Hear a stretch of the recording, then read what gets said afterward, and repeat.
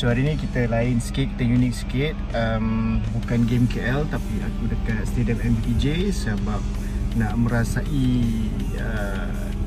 Asian Champions League 2. Dan ini melibatkan Selangor menentang Persib Bandung. Well, aku bukan penyokong Selangor.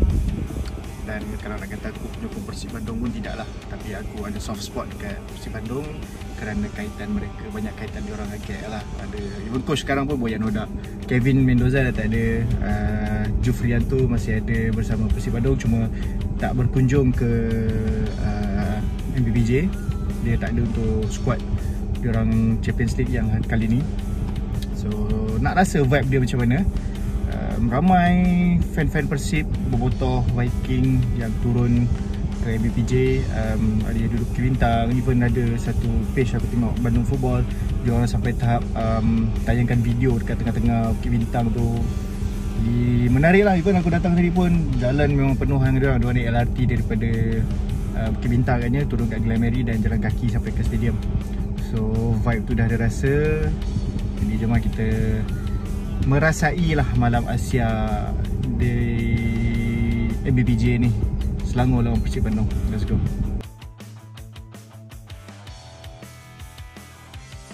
Aku nak kira bukanlah first time aku turun game Asia macam ni. Sebab dulu kan KL main AFC Cup, so pernah turun dekat Ceras dengan Vietnam lah.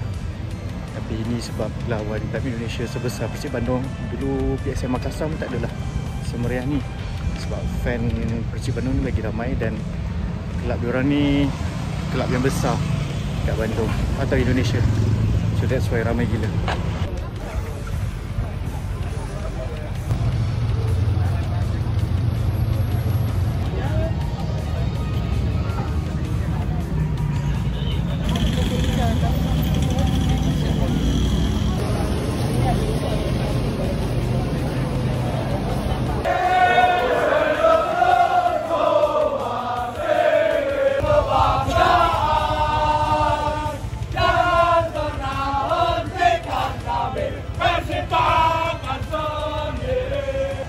Lepak minum jap.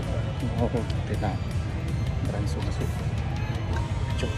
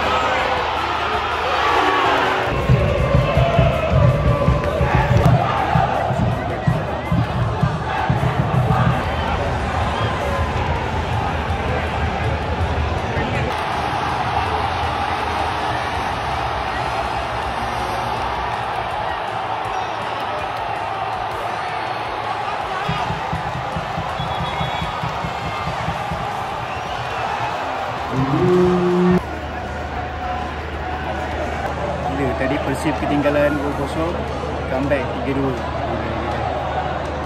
Sangat gila.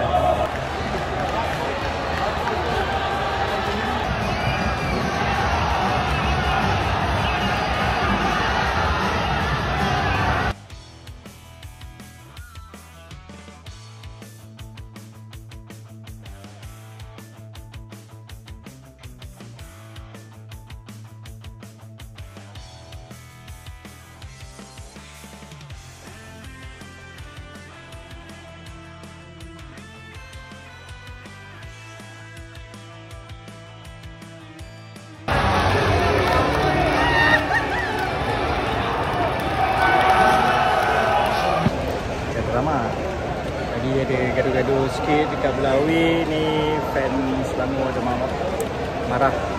Yalah, kau dah leading 2-0, kena 3-2.